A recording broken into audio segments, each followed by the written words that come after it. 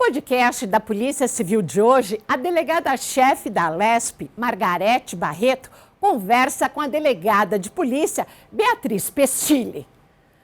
A doutora tem especialização em Direito Público e Psicologia Investigativa. Vamos conferir.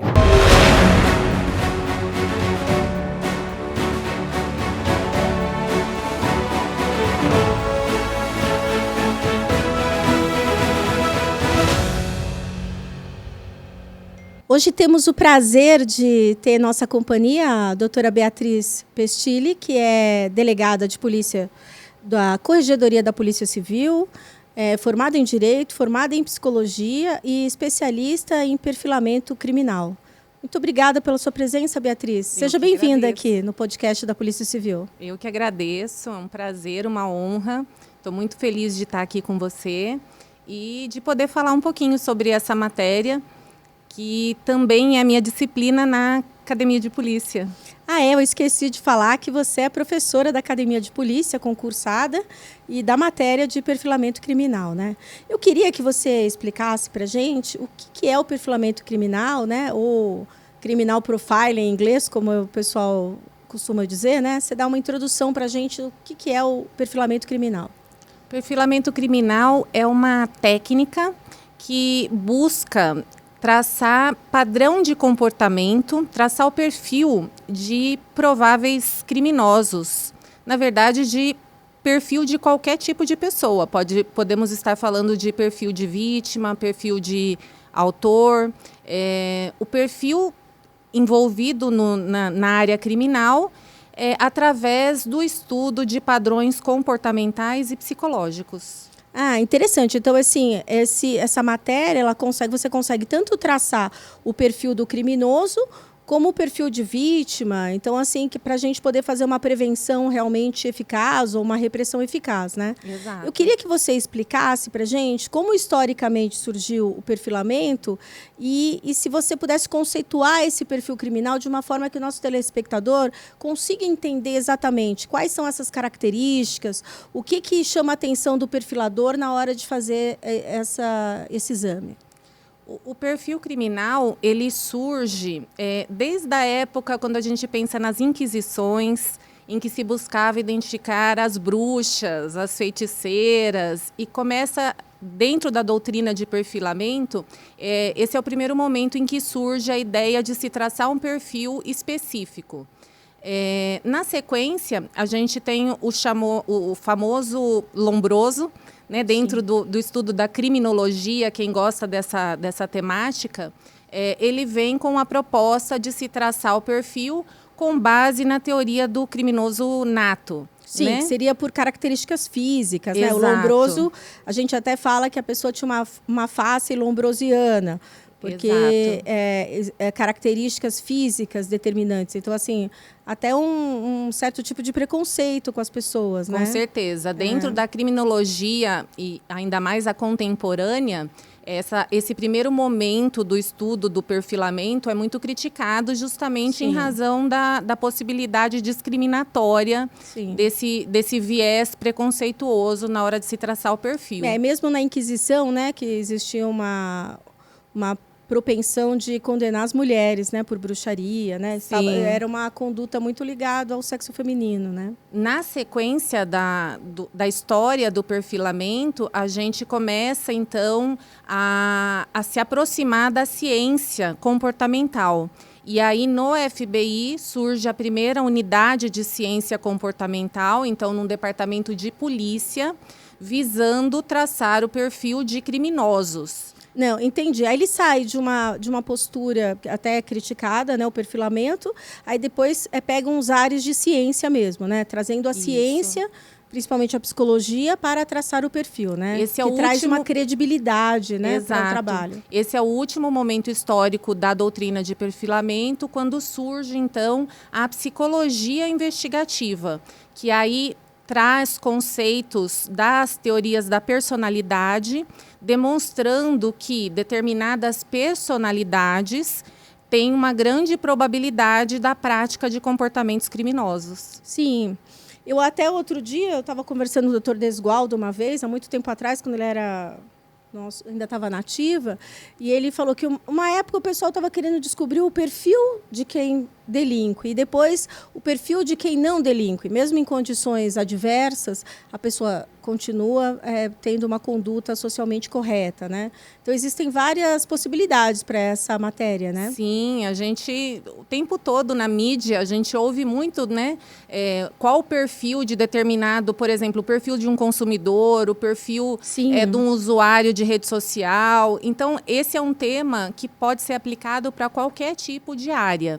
E dentro da polícia também temos uma grande importância em definirmos perfil de vítima, provável vítima e perfil de provável autor, né?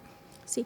E quais são as espécies de perfil criminal? Você consegue explicar para mim quais as espécies? O perfil criminal, ele vai se basear em padrão de comportamento. Padrão de comportamento que é a expressão da personalidade de um indivíduo. Basicamente, dentro do perfilamento, nós vamos ter duas espécies de perfil. Um que é realizado depois que o crime acontece, então é um perfil retrospectivo, ele tenta retroagir ao momento em que o crime aconteceu para identificar quem foi o autor daquele crime. E temos um perfil prospectivo, que ele se projeta para frente, tentando prever o tipo de personalidade que tem a probabilidade de praticar determinados crimes. Sim. Aí você pode dar um exemplo para a gente desse tipo de perfil criminal? Tanto como que retrospectivo e prospectivo. Um é o passado e o outro o futuro, né? O retrospectivo é aquele, por exemplo, que identifica homicídios em série, né? Por exemplo, quando a gente vai pensar em serial killer, em que há um padrão de comportamento repetido em diversas cenas. E aí se começa a analisar que o padrão se repete, o comportamento se repete e vão se analisando aqueles comportamentos para traçar o perfil de quem seria o autor daqueles crimes específicos. Tipo, parte do crime para o criminoso, exatamente. Né? E o outro seria um estudo anterior, né? Para evitar que o crime aconteça. Exato. Para ver dentro da sociedade quais são as pessoas que podem cometer esse crime e fazer uma prevenção específica. O FBI utiliza bastante o perfil prospectivo na tentativa de identificação de prováveis terroristas. Né? Então, em ambos os casos, é preciso muito cuidado com generalizações, com pensamentos discriminatórios. Mas no prospectivo, em especial, esse é um cuidado que deve ser redobrado para que a gente não projete nossos próprios preconceitos na hora da formação do perfil. Mas a ideia é prever que determinado tipo de pessoas que têm comportamentos já demonstrados podem vir a praticar um crime. Sim. A principal finalidade desse perfilamento, qual que é a utilização dele para a polícia? Eu entendi mais ou menos que é tanto na investigação, né? Então, ajudar a pessoa que está na presidência do inquérito descobrir se é um crime único, se são vários com aquela assinatura, ou então também para fazer policiamento preventivo especializado, né? Sim. São as duas coisas que vocês utilizam o perfil. Temos diversos objetivos dentro do perfilamento. A ideia acadêmica seria traçar o mapa mental do criminoso, entender como a mente do criminoso funciona. Mas dentro da investigação vai servir muito para orientar aquela investigação, né? Os policiais que estão trabalhando especificamente naquela investigação. Por exemplo, trazendo a possibilidade de orientar, de interpretar as armas e os meios utilizados no crime específico. Ou fornecendo as melhores técnicas de entrevista e interrogatório, de acordo com a personalidade do indivíduo. Numa situação de gerenciamento de crise, de negociação de refém. O estudo da personalidade, traçar o perfil daquele indivíduo, fornece a possibilidade de uma melhor interação. Sim. Então, temos várias utilidades. Exatamente. Muito interessante mesmo, é uma ferramenta muito interessante. Eu tinha visto também que existe uma verificação da linguagem corporal das pessoas, né? Vocês também utilizam essa ferramenta, que isso está muito em moda, né? Tem podcast que só fala sobre linguagem corporal, tem a linguagem corporal da paquera, de quando a pessoa gosta de você, quando não gosta, quando mente, né? Aí eu vou fazer uma pergunta. Todo mundo mente? Olha, existem inclusive estudos científicos a respeito desse tema, que mostram que, em média, todas as pessoas mentem cerca de 7 vezes por dia. Mas são aquelas mentiras que não prejudicam ninguém, né? Desde acordei bem, tá tudo bem, minha vida tá ótima. Se a gente for pensar, não é sempre assim. É aquelas máscaras sociais, né? Você não vai, a pessoa pergunta se você tá bem, você não vai responder, não tô, né? Até, assim, a roupa ficou boa em mim, a vendedora responde. O chefe pergunta, você já terminou seu trabalho? Já terminei, estou terminando. Aquele tipo de mentira que não prejudica. Agora, no contexto policial, em especial no contexto processual, as mentiras são bem perigosas. Então, por isso é importante a leitura da linguagem corporal para auxiliar na detecção de eventuais mentiras. Eu tô com dó do seu marido, né? Porque eu conheço ele, então ele não pode mentir para você, né? Porque ele pode falar uma coisa e o corpo dizer outra, e ele vai ficar em maus lençóis, né? Porque a gente sabe disso, né? Que às vezes a pessoa nega um crime, mas corporalmente ela tá dizendo outra coisa, né? E da mesma forma, não só para o suspeito, né? Para a vítima, para a testemunha, para a identificação de mentira dentro de um contexto mais amplo, né? Muito interessante. E tem algum setor aqui na Polícia Civil específico de perfilamento criminal no momento? Quais são os locais que a gente tem esse perfilamento? Sim, hoje, justamente na Corregedoria, a gente tem um setor de perfil de policial transgressor, né? A ideia é justamente fazer a prevenção e atuar para que diminua essa possibilidade dentro da nossa instituição. Sim. Mas fica aí a sugestão. Extremamente importante, né? E tem outros lugares na Polícia Civil? Na Academia de Polícia, essa é uma disciplina que é ministrada. Eu sou professora lá, temos outros professores de perfilamento, ainda poucos, mas com a intenção de aumento nessa carreira.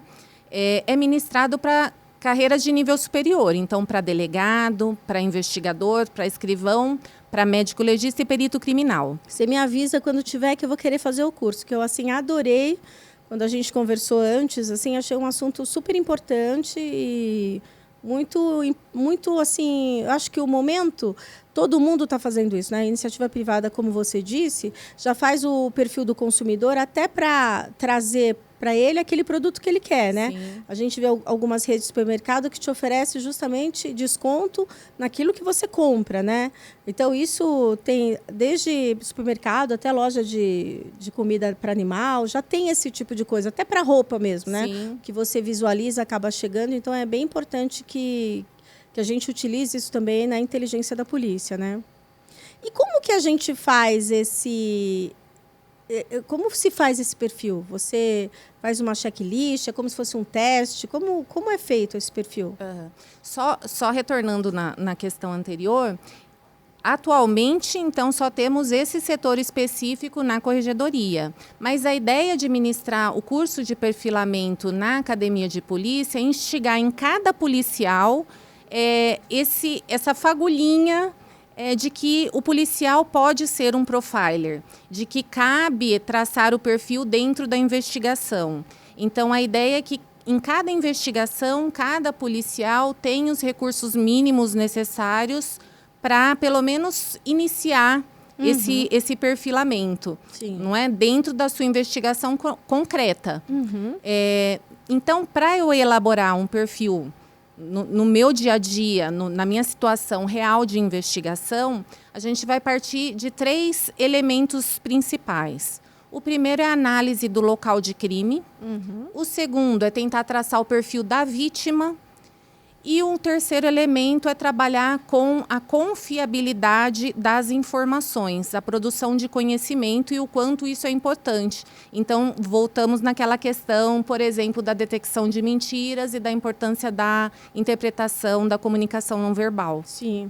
E também você, quando fala de observar o local do crime, a importância da preservação do local, você não prejudicar o local, né? Então, tem todo aquele cuidado no manejo, deixar o local preservado para que a perícia seja feita, né? Sim. Porque às vezes a pessoa quer arrumar as coisas, né? Quer tirar, eu fui dar homicídios muito tempo.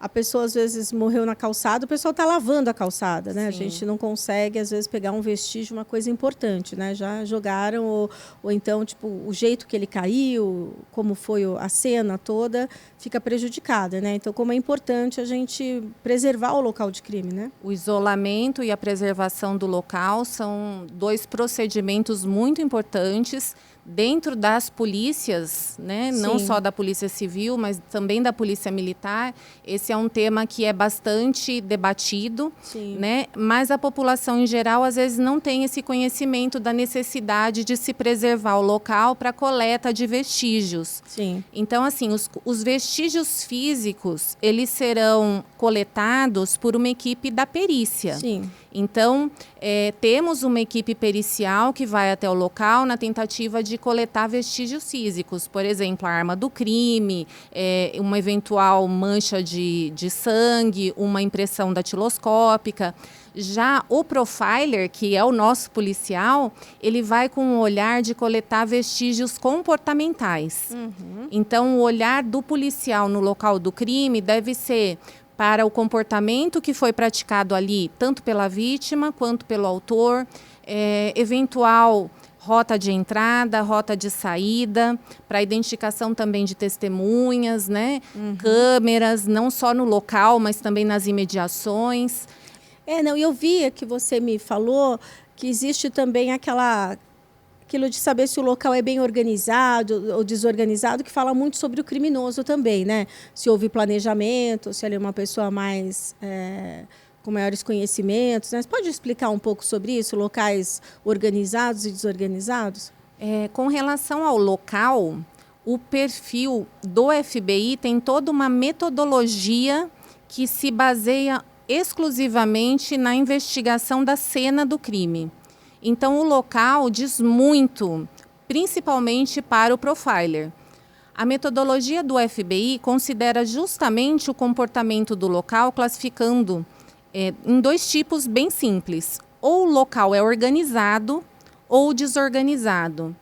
E entender essa classificação traz comportamentos do autor. O criminoso que age num local organizado, ele também é organizado. Um criminoso que agiu num local desorganizado, ele é desorganizado. Então, somente de olhar para o local e classificar conforme o perfil do FBI, já traz a possibilidade para o policial de excluir algumas pessoas. Exatamente. Né? De exclusão, né? De exclusão na quantidade do seu grupo de suspeitos. Sim, sim. É interessantíssimo. Acho que você estava me falando que não sabe por que você veio porque você é muito boa. Ah, imagina. Você é muito boa no que faz. Eu ouvi falar muito bem de você, do seu trabalho, da sua competência, tanto como delegada e como psicóloga. É por isso que você está aqui hoje, para mostrar para a população de São Paulo a importância que a gente tem delegados de polícia extremamente capacitados no Estado, que são capazes de fazer muita coisa para prevenir o crime e também para reprimir. Eu queria que você falasse para mim quem que é esse profiler e quais são as habilidades que ele tem que ter para ele se candidatar a profiler. Porque aqui eu tenho muitas pessoas que falam comigo depois do podcast, tem muita gente fazendo cursinho preparatório, né?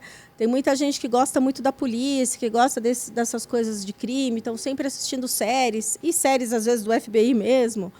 Eu queria que você explicasse essas coisas para a gente. Aqui no Brasil, a gente não tem a possibilidade de uma carreira de profiler reconhecida. Como existe, por exemplo, nos Estados Unidos, na Inglaterra, em Portugal, na Espanha, em que uma pessoa pode estudar criminologia, psicologia e trabalhar como auxiliar da polícia, como profiler especificamente. No Brasil, a gente instiga no policial essa possibilidade dele se tornar um perfilador, né? Então, por mais que a pessoa goste muito de séries policiais e todos gostamos, né? É um tema que traz muito dessa possibilidade de você participar também da investigação. Se sentir parte da investigação, né? Aqui no Brasil, para ser um profiler, necessariamente você precisa estar na polícia. Tem que ter carreira policial. Sim. Então, todo mundo prestando concurso, então, né? A não ser que vá atuar na fase processual como um assistente de acusação, algo nesse sentido. Mas na investigação policial é só a Polícia Civil. Sim, né? Sim. E eu ia perguntar para você também, essa questão da linguagem corporal. Existe aquele livro, né, sobre a linguagem corporal, mas já tem coisa mais recente, né? O que você indica assim, para o nosso telespectador para ler, uma coisa que ele queria entender sobre linguagem corporal? Qual que é uma bibliografia que você indicaria?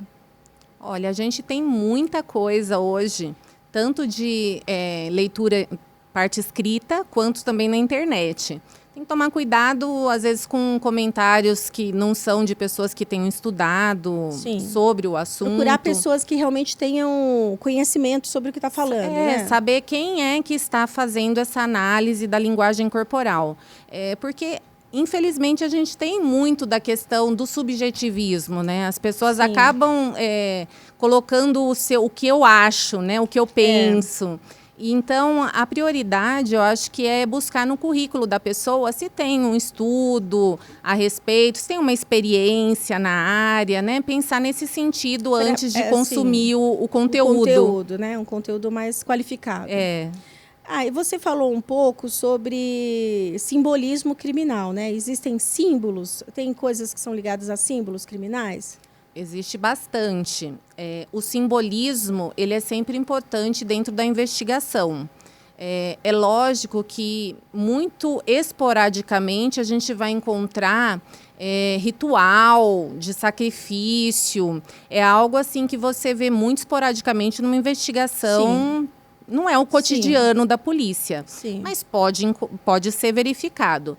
Entretanto, na investigação cotidiana, a gente encontra sinais que podem nos indicar, por exemplo, o perfil do suspeito. Então, quais são os sinais que a gente pode identificar? Tipo de comportamento, vestimenta, o modus operandi, gírias eventualmente faladas. Num local de crime, se tem pichação, se deixa algo escrito. Em crimes praticados pela internet, o jeito como ele escreve traz uma simbologia que ajuda no perfilamento. Né? Então, essa é a ideia dentro do simbolismo.